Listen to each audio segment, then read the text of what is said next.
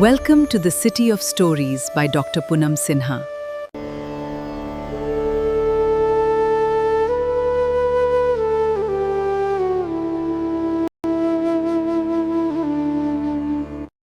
मैं हूँ गौरांगी और आज आपको लेकर चलती हूँ भारत के एक ऐसे घर में जहाँ माँ के प्रश्नों के सामने बेटा सचमुच निरुत्तर हो गया। आज की कहानी है निरुत्तर। कहानी शुरू होती है एक दूर देश के शांत व्यवस्थित घर से। बाहर ठंडी हवा चल रही थी, अंदर बच्चों की पढ़ाई का समय था। डॉक्टर सुनील अपने अस्पताल से लौटे ही थे।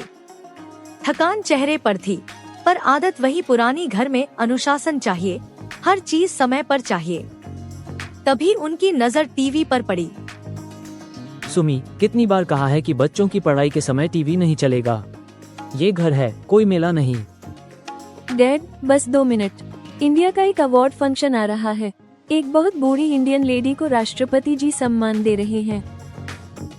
सुनील ने झुंझलाकर रिमोट उठाया, पर स्क्रीन पर उभरा चेहरा देखते ही उनका हाथ हवा में रुक गया। सफेद बाल, झुर्रियों में डूबी आंखें, माथे पर शांत तेज और हाथ जोड़कर सम्मान लेती एक वृद्धा। उद्घोषक कह रहा था, समाज सेवा और साहित्य के लिए श्रीमती मोहिनी शर्मा को सम्मानित किया जा रहा है।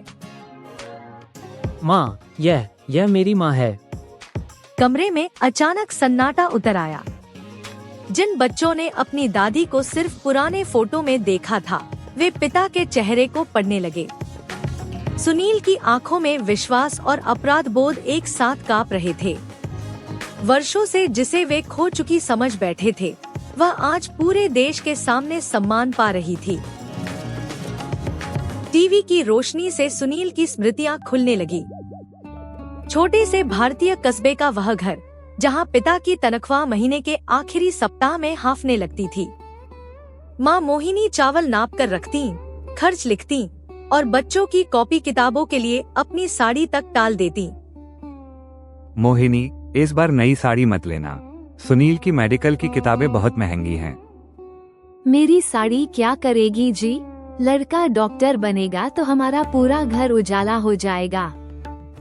पिता रात में बच्चों को पढ़ाते, माँ रसोई और सिलाई के बीच सुनील की थाली में एक रोटी और रख देती। सुनील तेज था, पर उस तेज के पीछे माँ बाप के छोटे छोटे त्याग थे। घर में उत्सव वही दिन होता जब स्कूल से उसका अच्छा रिजल्ट आता। ननकू, पढ़ ले बेटा। माँ की गोद हमेशा यही है, पर दुनिया में इज्जत अपने कर्म से मिलती है। जब सुनील मेडिकल कॉलेज में चयनित हुआ तो मोहिनी ने मंदिर में माथा टेका। पिता की आंखों में गर्व था। मोहिनी अपने बेटे को देखती तो लगता जैसे उनका संघर्ष किसी आकार में ढल गया हो। उन्हें यह भरोसा था कि बेटा आगे जाएगा, मगर जड़ों को कभी नहीं भूलेगा। मेडिकल पढ़ाई के बाद सुनील को विदेश में विशेष प्रशिक्षण की छात्रवृत्ति मिली। घर में खुशी भी थी और डर भी। पिता बोले, ऐसा मौका बार बार नहीं आता। पर मोहिनी की आंखें बेटे के चेहरे पर टिक गईं। उन्हें दूरी से नहीं, भूल जाने से डर लगता था। बेटा, जाना है तो जा, माँ तेरी उड़ान नहीं रोकेगी। पर एक बात याद रखना, घर लौटने का रास्ता बहुत लंबा मत होने देना।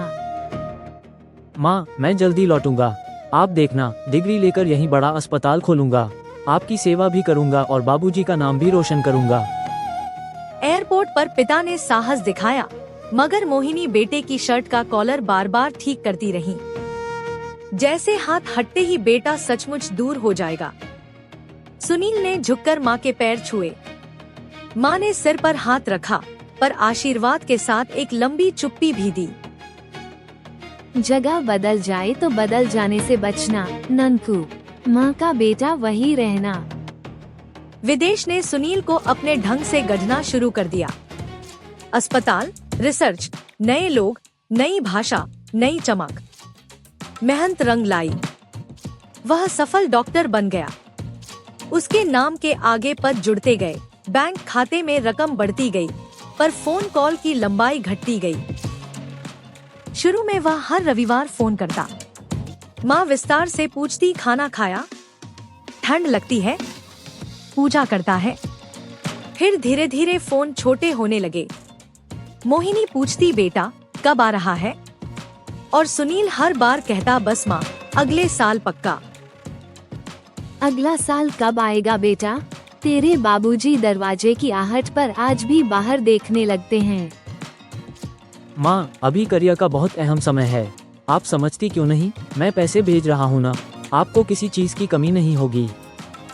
मोहिनी ने फोन पर कुछ नहीं कहा, लेकिन उस दिन से उनके वाक्य छोटे होने लगे। जिन माँओं को बेटा समय नहीं दे पाता, वे अक्सर अपनी जरूरतें भी कम कर देती हैं, ताकि बेटे को बोझ महसूस न हो। मोहिनी भी धीरे धीरे चुप्पी की तरफ चली गई। कुछ वर्षों बाद सुनील पत्नी सुशी के साथ भारत आया। घर में पिता की खुशी देखते ही बनती थी। उन्होंने बहू के लिए मिठाई मंगाई, पड़ोसियों को बुलाया और बार बार कहते रहे, हमारा सुनील विदेश में बड़ा डॉक्टर है। मगर मोहिनी की आंखें बेटे को देख रही थी, उसके आसपास बनी दूरी को नहीं।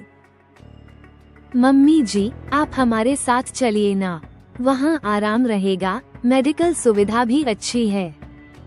आराम शरीर को चाहिए बहू, मन का आराम तो अपने घर की सांस में मिलता है। सुनील ने इस उत्तर को माँ की जिद समझा। उसे लगा माँ पुराने विचारों में अटकी है। वह यह नहीं समझ पाया कि वर्षों का इंतजार जब भीतर बैठ जाता है, तो आदमी अचानक सुविधा के नाम पर घर नहीं छोड़ पाता। मोहिनी बेटे की सफलता पर खुश थी, पर बेटे की दूरी ने उनके भीतर एक अनकहा खालीपन बना दिया था। फिर वह दिन आया जिसने घर की रीढ़ तोड़ दी। पिता का देहांत हो गया। खबर मिलते ही सुनील आया, पर अंतिम संस्कार की आग में उसे अपना देर से पहुंचना भी जलता हुआ लगा। माँ चुप थी, न रोने का शोर, न शिकायत। बस दीवार के सहारे बैठी एक स्त्री, जिसने अपना जीवन साथी और बेटे पर भरोसे का अंतिम सहारा साथ साथ खो दिया था। माँ, अब आप अकेली कैसे रहेंगी? चलिए मेरे साथ, वहाँ सब सुविधा है, मैं आपको अकेला नहीं छोड़ूंगा। अकेलापन जगह से नहीं आता बेटा, आदमी भरे घर में भी अकेला हो सकता है। मैं यहीं ठीक हूँ। सुनील ने माँ की बात को भावुकता समझ लिया। उसने फिर वही तर्क रखे, डॉक्टर, दवा, गर्म घर, सुरक्षा, पैसा। पर माँ जिन शब्दों की तलाश में थी, वे शब्द सुविधा की भाषा में नहीं मिलते थे। उन्हें बेटे की जरूरत थी, बेटे की व्यवस्था की नहीं। विदेश लौटने से पहले सुनील को अचानक संपत्ति की चिंता सताने लगी। उसे डर लगा कि अकेली माँ को कोई धोखा न दे दे। उसने कागज तैयार करवाए। मकान उसके नाम हो जाए तो सुरक्षित रहेगा, उसने खुद को यही समझाया। मगर कभी कभी सुरक्षा के नाम पर कहा गया वाक्य भी माँ के हृदय को चीर देता है। माँ, बस औपचारिकता है, आप साइन कर दीजिए, घर मेरा नाम रहेगा तो कोई आपको परेशान नहीं करेगा। कागज पर नाम लिखने से घर किसका हो जाता है ननकू? चलो, जहाँ कहो साइन कर देती हूँ। मोहिनी ने हस्ताक्षर कर दिए। न बहस, न उलाहना। लेकिन उसी दिन कुछ टूट गया। बाद में सुनील ने पैसे भेजे तो वे लौट आए। फोन किया तो माँ की आवाज और दूर लगती, जैसे उन्होंने बेटे से रिश्ता नहीं तोड़ा था, बस अपेक्षा का दरवाजा बंद कर दिया था। सुनील, मम्मी जी पैसे वापस क्यों भेज रही हैं? क्या उनसे बात ठीक से हुई थी? माँ भावुक हैं, कुछ दिन में ठीक हो जाएंगी, मैं इतना कर रहा हूँ उनके लिए। सुशी चुप रह गई। शायद वह समझती थी कि पैसा भेजना और साथ देना दो अलग बातें हैं। लेकिन सुनील तब भी अपने आप को सही मानना चाहता था। उसके पास तर्क बहुत थे, पर माँ की चुप्पी का कोई उत्तर नहीं था। कुछ महीनों बाद फोन उठना बंद हो गया। पड़ोस में पूछा तो खबर मिली, घर तो 6 महीने से बंद है। सुनील के पैरों तले जमीन खिसक गई। वह भारत आया। रिश्तेदारों से पूछा, पुलिस स्टेशन गया, पुराने परिचितों को फोन किया, पर मोहिनी जैसे हवा में घुल गई थी। माँ कहाँ चली गई? किसी ने रोका क्यों नहीं? मैंने इतना बड़ा घर छोड़ा था उनके लिए, फिर वे गई कहाँ? वह घर के दरवाजे पर खड़ा रहा, उसी चौखट पर जहां माँ कभी उसकी राह देखती थी। अब दरवाजा बंद था और भीतर सिर्फ धूल, पुरानी तस्वीरें और अनुपस्थित माँ की गंध थी। कई वर्ष बीत गए। सुनील ने मन को समझा लिया कि शायद माँ अब इस दुनिया में नहीं रही। और आज, इतने वर्षों बाद, वही माँ टीवी पर थी, सम्मानित, शांत, दृढ़। सुनील की सारी उपलब्धियां उस क्षण जैसे उसके सामने खड़ी होकर पूछ रही थी, डॉक्टर साहब, आपने कितने लोगों की जान बचाई, पर अपनी माँ के मन को कब समझा? अगले ही सप्ताह सुनील भारत पहुंचा। पता लगा कि मोहिनी शर्मा अब वृंदावन के एक आश्रम से जुड़ी है। ट्रेन की खिड़की से गुजरते खेत, छोटे स्टेशन, मंदिरों की घंटियां सब उसे बचपन में लौटाते रहे। वह डॉक्टर था, पर इस यात्रा में रोगी वही था। रोग था पछतावे का। वृंदावन में उसने ललिता जी से मुलाकात की। वे आश्रम की पुरानी सेविका थी। उन्होंने सुनील को ध्यान से देखा। शायद वे पहचान गई थी कि सामने आया आदमी सिर्फ बेटा नहीं, वर्षों से भागता हुआ अपराध बोध भी है। आप डॉक्टर सुनील हैं? मोहिनी दी आपका नाम बहुत कम लेती हैं, पर जब भी लेती हैं, उनकी आंखों में आशीर्वाद रहता है। शिकायत कम, करुणा ज्यादा। माँ यहाँ कैसे पहुँची? उन्होंने घर क्यों छोड़ दिया? क्या मैंने उन्हें इतना दुख दिया? एक बरसात की रात ट्रेन में मिली थी। तेज बुखार था, टिकट, थैला, कुछ कागज और बहुत गहरी चुप्पी। हम उन्हें यहाँ ले आए। पहले महीनों तक वे किसी से बात नहीं करती थीं, बस विधवाओं, छोड़ी गई बूढ़ी औरतों और अनाथ बच्चियों को देखती रहती। ललिता जी ने बताया कि धीरे धीरे मोहिनी ने उन स्त्रियों की सेवा शुरू की, जिनकी कहानियां सुनने वाला कोई नहीं था। किसी का बेटा नहीं आया, किसी को बहू ने घर से निकाला, कोई पति के बाद समाज के किनारे फेंक दी गई। मोहिनी ने अपने दुख को दीवार नहीं बनाया, रास्ता बना दिया। वे कहती थीं, दुख को अगर सीने में बंद रखो तो वो जहर बनता है। उसे किसी और के आंसू पोंछने में लगा दो तो वही सेवा बन जाता है।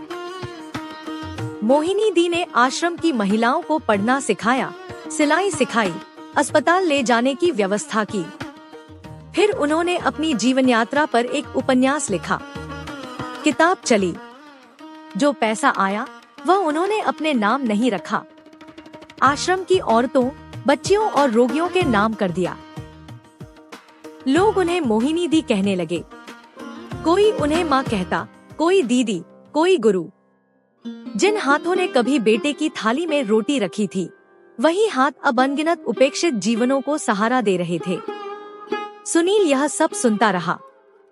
हर वाक्य उसके भीतर एक पुराने ताले को खोलता जा रहा था। मैंने सोचा था माँ अकेली थी, पर सच तो ये है कि अकेला मैं रह गया। माँ ने अपना संसार बना लिया। आखिर वह क्षण आया। आंगन में नीम के नीचे एक वृद्धा बैठी थी। सफेद साड़ी, झुका हुआ शरीर, पर चेहरे पर अद्भुत शांति। सुनील धीरे धीरे आगे बढ़ा। वह डॉक्टर नहीं रहा, सफल प्रवासी नहीं रहा। वह फिर वही ननकू बन गया, जो माँ की उंगली पकड़कर चलता था। माँ। ननकू, आ गया बेटा, बैठ। पहले मेरी आंखों में देख। जिस माँ को तू मृत समझ बैठा था, वह मरती नहीं थी बेटा, बस रोज अपने ही भीतर थोड़ी थोड़ी चुप होती जाती थी। सुनील माँ के पैरों में गिर पड़ा। वर्षों की सफलता, अहंकार, तर्क, सब टूटकर आंसू बन गए। मोहिनी ने कांपते हाथों से उसके सिर को छुआ। वह स्पर्श बूढ़ा था, कमजोर था, पर उसमें वही बचपन वाली गर्माहट थी। माँ, मुझे माफ कर दो। मैं तुम्हें लेने आया हूँ। अब तुम्हें मेरे साथ चलना होगा। मैं सब ठीक कर दूंगा। मुझे लेने आया है? जब तेरे बाबूजी दरवाजे पर खांसते हुए बैठते थे, तब तू किस मोड़ पर था? जब मैंने तेरे भेजे हुए पैसों से ज्यादा तेरी आवाज चाही थी, तब तू कौन सी व्यस्तता गिन रहा था? बता ननकू, माँ को घर चाहिए था या बेटा? पर माँ, मैं तुम्हारा बेटा हूँ, तुम्हारी सेवा करना मेरा हक है। हक तब याद क्यों नहीं आया जब तूने घर के कागज आगे रखे थे? सेवा सिर्फ पास रख लेने से नहीं होती। जब दिल पास हो, परदेस भी छोटा लगता है। और जब दिल दूर हो जाए, एक ही घर में भी माँ पराई हो जाती है। सुनील का सिर और झुक गया। माँ की हर बात थप्पड़ की तरह लग रही थी, पर उन शब्दों में बदले की आग नहीं थी। वह बरसों के इंतजार, टूटी उम्मीद और फिर भी बची हुई ममता का सच था। मैं तुझे कटघरे में खड़ा करने के लिए नहीं पूछ रही बेटा। माँ का मन अंत में माफ करना सीख ही जाता है। पर मैं चाहती हूँ कि तू समझे, मैंने तुझे खोया नहीं, बस तेरी प्रतीक्षा को सेवा में बदल दिया। अब ये औरतें, ये बच्चियाँ, ये बूढ़े हाथ, यही मेरा परिवार है। तू आना, बैठना, बात करना, पर मेरे जीवन का उद्देश्य मत छीनना। सुनील निरुत्तर था, सचमुच निरुत्तर, क्योंकि हर प्रश्न का उत्तर शब्दों से नहीं दिया जा सकता। कुछ उत्तर केवल जीवन दे देता है।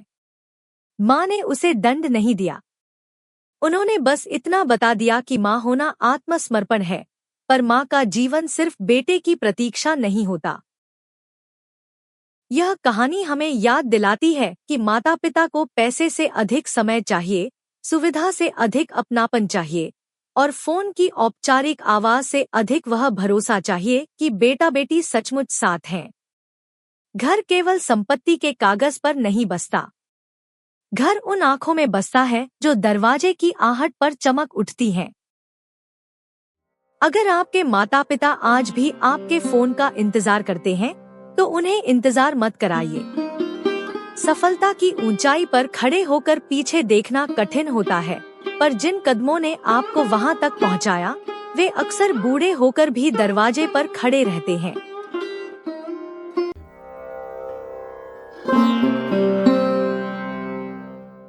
हर कहानी एक नए एहसास का दरवाजा खोलती है। इस कहानी में आपका सबसे पसंदीदा हिस्सा कौन सा था? हमें कमेंट्स में बताएं। अगली कहानी में फिर मिलेंगे।